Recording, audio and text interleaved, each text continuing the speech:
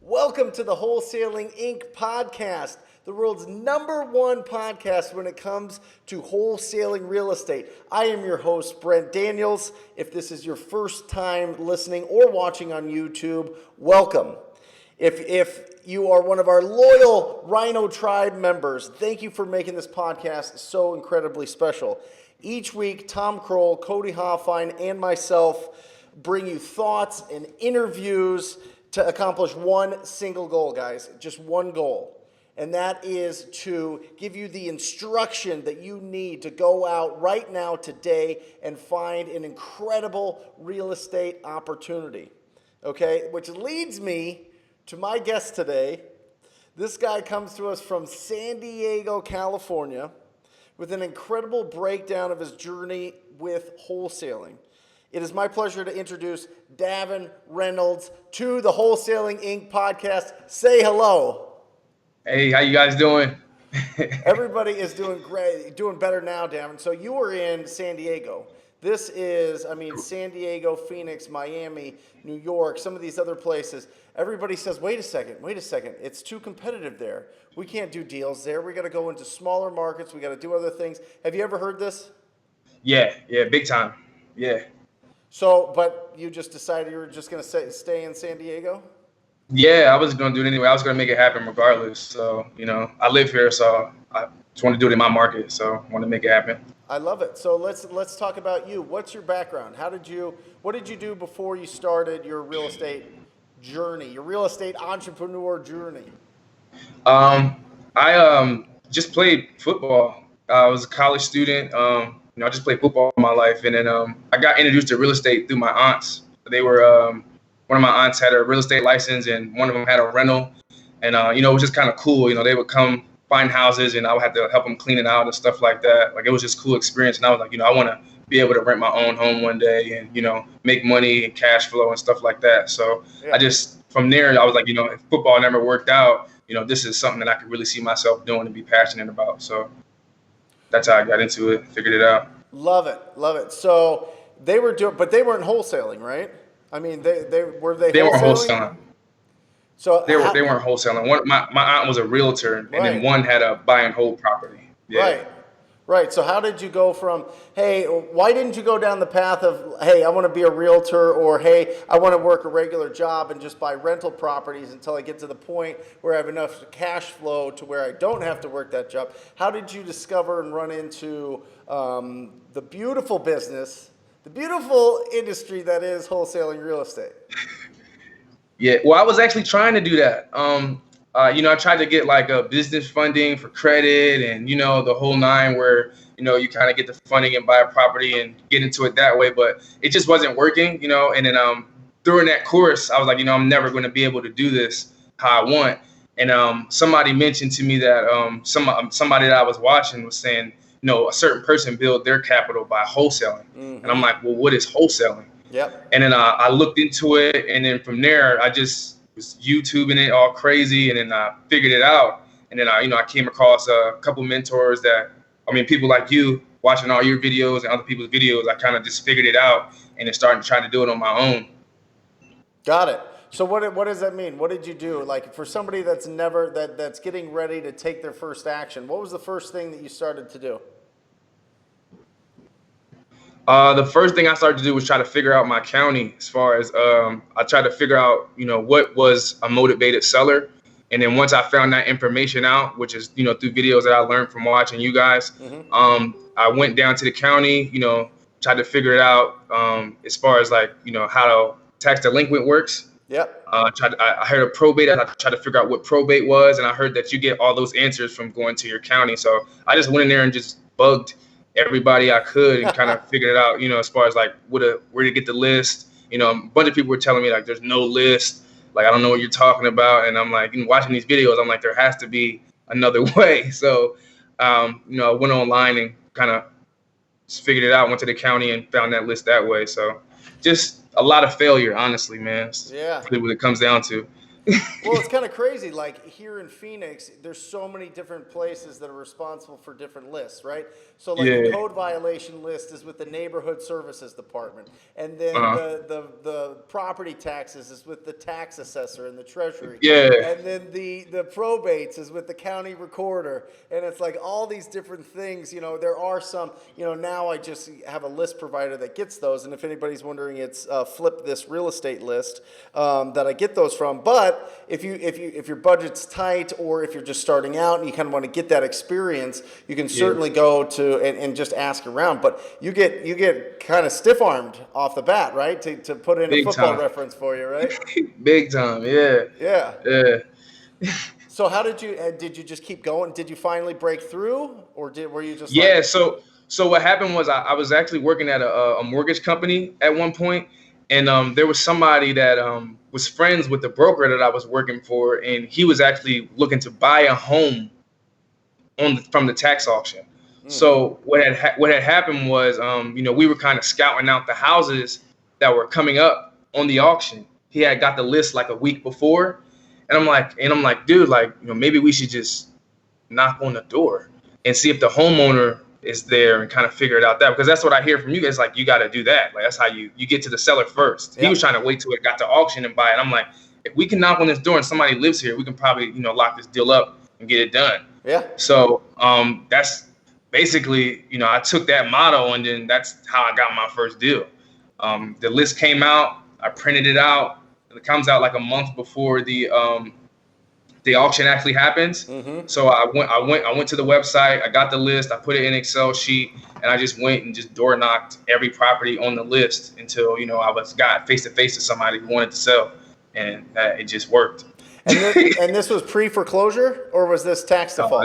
This is tax default. Yeah, got it. Love it. Yeah. And when you were going door to door, I mean, how many? If you went to like 10 different doors, how many people actually answered the door?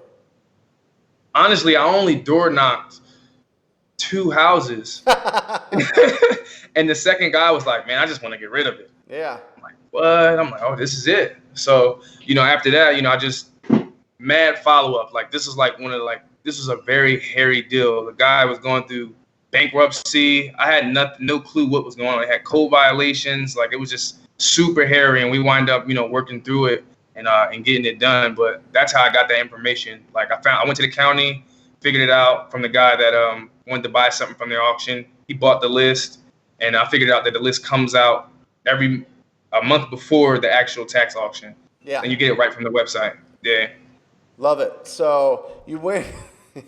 So you got spoiled. So you went to 2 doors and you got a deal. Yeah. Yeah. And then you're like, real estate's easy.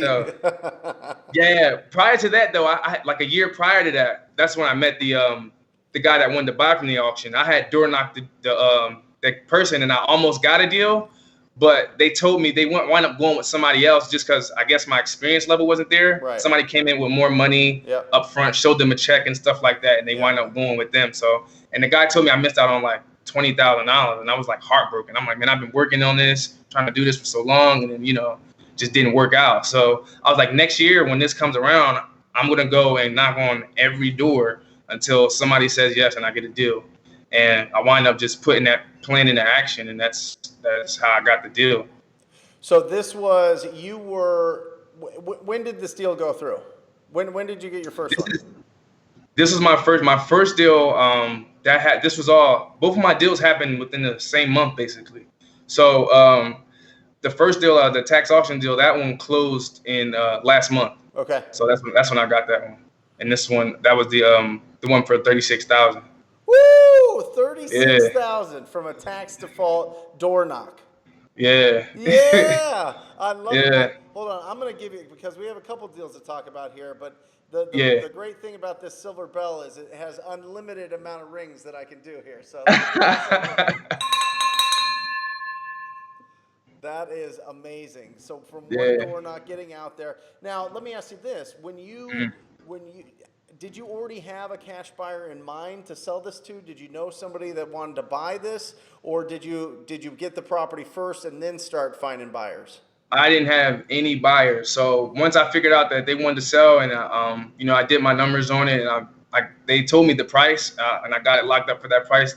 I then JV'd with somebody who does a crazy amount of deals in my market. I knew that they would be able to bring me a good buyer for the property, and I went 50-50 on the profits with the deal, and then we got it worked it through that way because I didn't have any buyers. So they supplied the buyers, and I brung him the deal, and that's how we were able to find a buyer and close on it. I love it. So that was it 36 total? You got 18, or was it 72 and you got 36? Yeah, it was a $73,000 deal, and I got half of it, which was $36,000. Oh, you animal! I love it. Oh my God. Well, this is an interesting thing, and I think it's really, really, really, really important.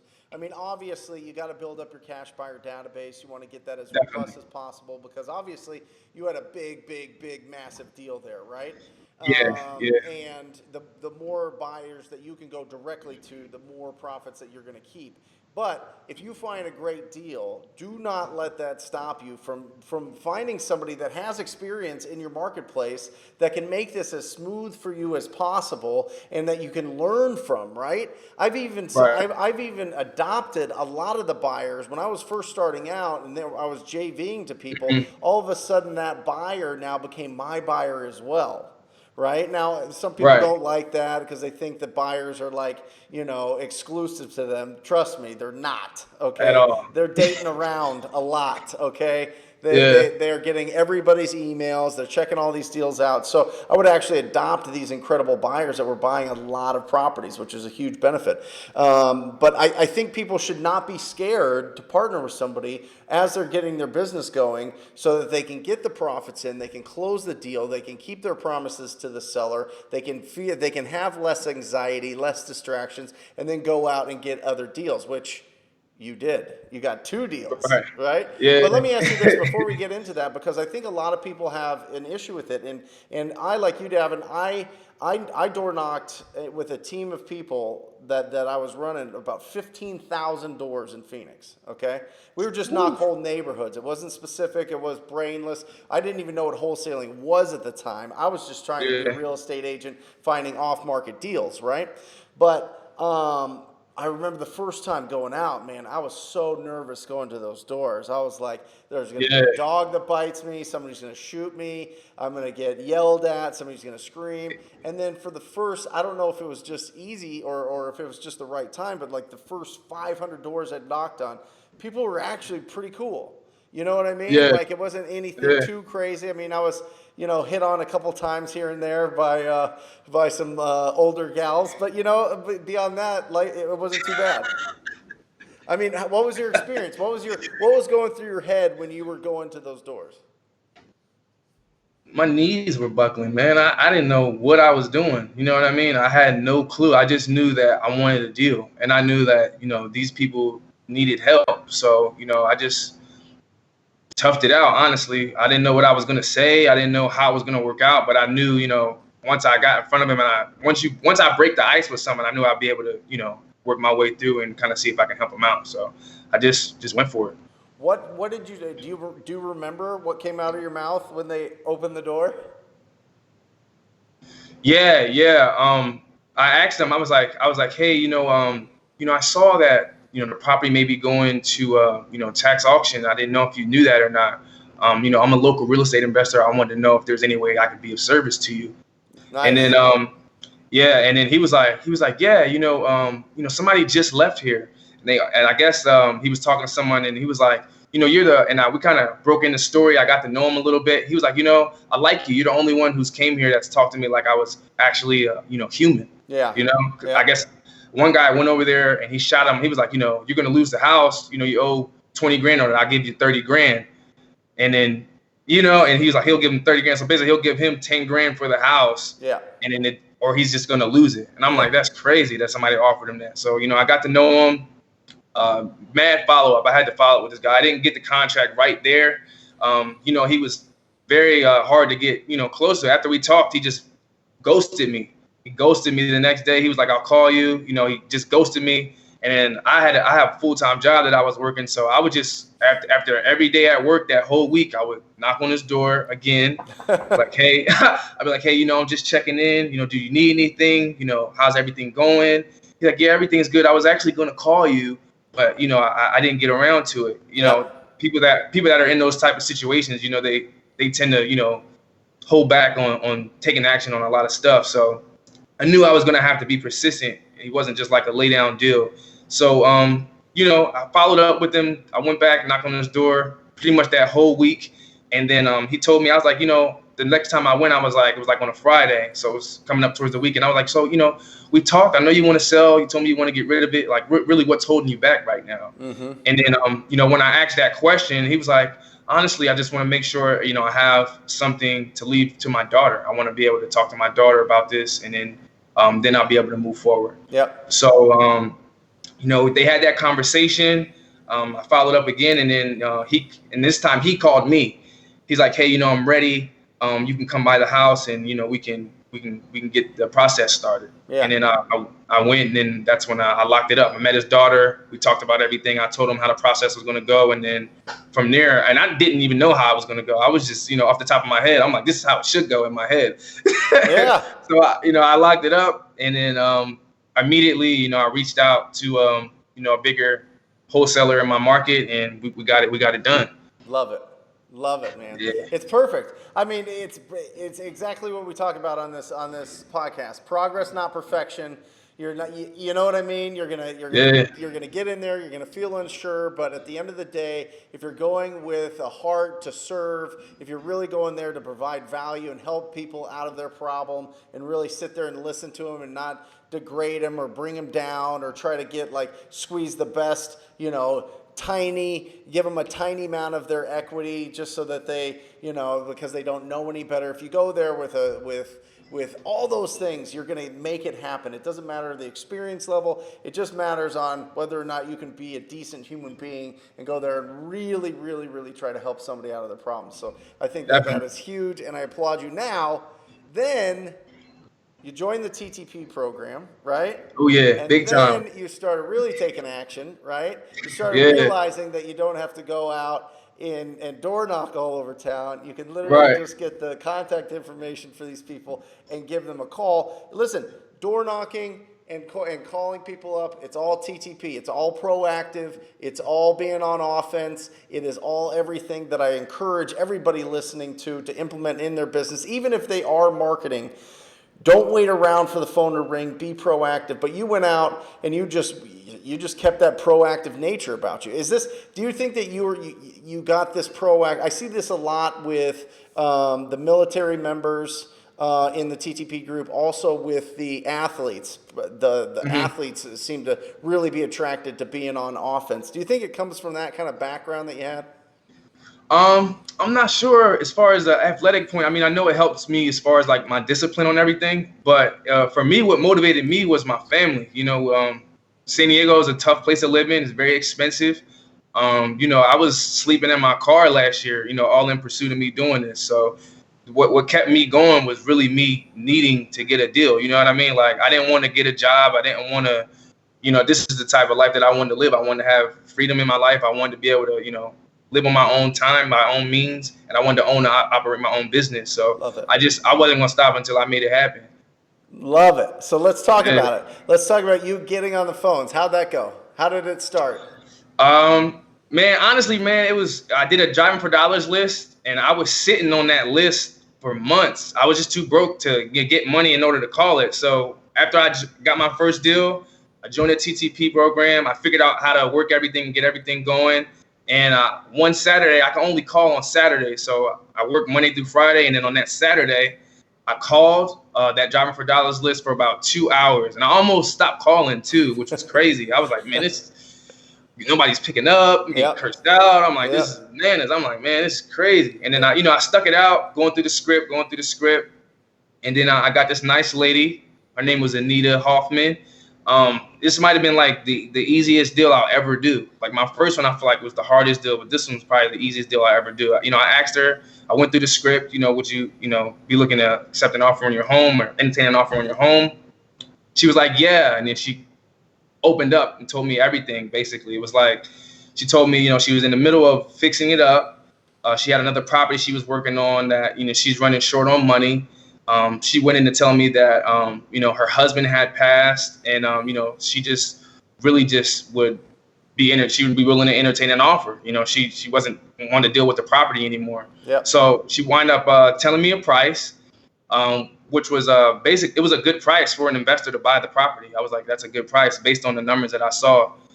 So I set the appointment, and I set the appointment that same day. I was like, can I meet you over there today? She's like, yeah, I'll be over there at 1:30. I was like, cool. So I went over there. I had the contract in the back seat. And then, we talked, and then she opened up more to me when I actually got to the house. And, we went through the house. She was telling me about her life and stuff like that. And, so I came down to the pricing part, and she was like, I was like, we're only buying houses. She said she wanted $500,000 for the property. I was like, okay. I was like, we're only buying properties over here for about, $475. Mm-hmm. I like the property. I really want to be able to help you out in this situation, but is there any way we can kind of meet in the middle on this? And, after that, we kind of took a pause, and I just watched her for a second, and she was thinking, she's like, well, where would you want to meet at? How far did you want me to go? I'm like, you give me a number. And she was like, well, how about 490? I'm like, I don't know if I can do 490. That's kind of tight. And then, I was like, you know what? Let me give my partner a call and see if I can make 490 work for you. Because we're at 475, you're at 490. I may be able to make it work. I'm not sure. Yeah. So, I went out in the front. I made like a fake call, and I'm just waiting. I'm just waiting around on my phone, and I'm just walking around, and I'm like, okay. Gave it like a good 5 minutes, and then I went back into the property. I was like, unfortunately, the best we'd be able to do is 485 on this. And she was like, okay. And I was like, I have an agreement in my car. I can go get the agreement, and then, we can get the process started. So I got the contract out of my car, and then, before I could even go through the contract, she just snatched the paper out of my hand and just wrote it. She signed it. I didn't even write the number in or anything. She just signed it right away. Like I'm like, okay. So, I wrote it, I got it. And then, we got the process started. I sent it out to my buyers, and, I brought somebody came in at 560. I had one at 540. Another person said 500. And, I sent it out, and then the people that came in the highest are the people that I got to view the property. So the person that said 560 and 540, I made sure that they got there, they viewed it, and then and is this your own buyers? Yeah, this is my buyers from the first deal. So when I got the first deal, those buyers that came to that property, I wrote all their names and numbers down. Yeah, took them down, and I blew them up when I got this one. I'm like, listen, I got a deal. They're like, who are you? We don't even. I'm like, listen, I got a deal. Yeah. This is my company. This is my name. This is what I do.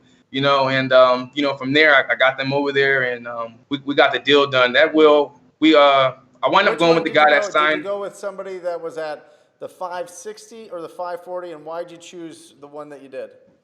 Right. So the one that was at 560, they actually came to the property, and they saw the property, and they went down on the price. So they were like, we can't do 560, and they gave me a number that was just way out of the ballpark, like super low. Yeah. Because I think they tried to take advantage of me because I was newer and I was young. 100%. So they were like, yeah, we're just gonna try to get this deal from this guy. I'm like, okay.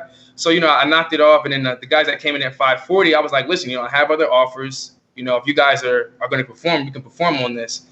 So I showed them the property, and then immediately after I showed them, I went back home, and they gave me a call. They were like, hey man, we really like this property. What do we got to do to get this done? Mm-hmm. I'm like, cool. I was like, okay. So, you guys are at 540, I got one at 560. I got one at 525.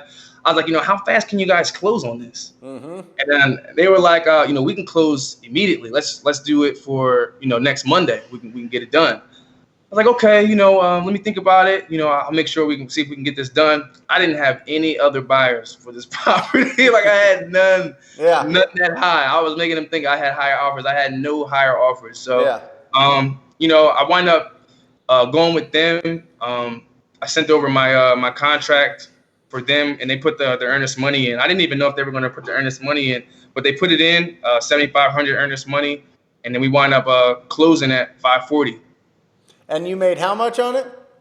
I made $54,215. Yeah, hold on a second. And this was from a Driving for Dollars TTP cold call. Yeah. Yeah, 2 Yeah. hours into your 2 hours 2 hours. into First time calling. I ever called. Come on, First time I ever man. called, man. Yeah. Second door knock and your second hour of calling in San Diego, dude. I mean, that's the luckiest. I mean, you're incredible. It's crazy. Yeah, it's incredible. Well, It's and crazy. there's a few things that I wanted to point out there that I think are so important that people can take as instruction when he told his story about this. One, he kept using the word agreement. He did say the word contract a couple times, but he said when he was talking to the client or talking to the seller that it is an agreement. I love that. Agreement is Yeah. so much more digestible and less friction than contract, so definitely use agreement. You also said we're buying homes in this area for around 475. You didn't say, hey, I can give you 475. You're saying we could buy homes in the area. So it keeps the door open. It doesn't close it on them fast, which allows the conversation to simmer a little bit. It lets it, kind of open up, you know what I mean? And so she Right. came back with the number. So some really, really, really smart things there. The other thing that you did was you kept your guns negotiating, and you created what I call healthy tension when you were negotiating with the buyers. Right? Yeah. You were saying, "Hey, listen, I want to give this to you. I like you guys, but I've got these other people interested, and if you could come to this price, we can make this happen. And how fast can you close? And you got $7,500 non-refundable earnest money, guys. If you have a deal until they get their non-refundable earnest money into the title company or into the closing attorney, you do not have a deal." Okay, that Big is facts. what's going to secure them. That's what tells you that they are serious buyers. So that was absolutely phenomenal. So just incredible, man. So wait a second. How old are you? I'm 25. 25. And from your Yeah. first two deals, what was the total? I know you made 36, but the first one was 73, the second one was 54? Yeah. Woo! Yeah, Man man. alive. What is that? 127? 127,000 in your first two deals. Yeah, and it all Oh happened man. within a month. In a month. In a Yeah. month. When did you start? You started in April? Well, when I started trying to wholesale, Yeah. I've been trying to wholesale since last year. Right. Like I've been, No, but when you were actually started to be proactive and go out and talk to people. oh yeah, April. Whew, man, it's gonna be a crazy. April. It's gonna be an absolute pleasure watching your career just take off, your business take off. I mean, it's gonna be phenomenal. I appreciate that. What's your goal with all this? What's your goal with wholesaling? I really want to have a wholesaling business where I can use it, as a vehicle to then buy and hold. I want to buy and hold and just own my own assets, and then go passive with that. So I definitely I just want to keep doing deals, man. I love it. Like now that I'm doing it, like it's really like it's a passion of mine. I get that like competitive feeling, like as if I was still playing football. Yep. So I just I love what I do. Love it. Love it, man. And give some advice for anybody starting out. Give something. There's instruction that they get from this, but give them a little bit of mindset advice. Give them a little bit, just something to think about, like a sliver in their brain to think about when they're starting out this business. How can they, turn off all the other noise, stay focused, and really commit to it? What would you suggest? Honestly, I would just say, if you're just starting, man, and if this is something you really want to do, you really got to have the mindset where you're willing to risk it all. Like, and that's the mindset that I had. I was like, I will go broke.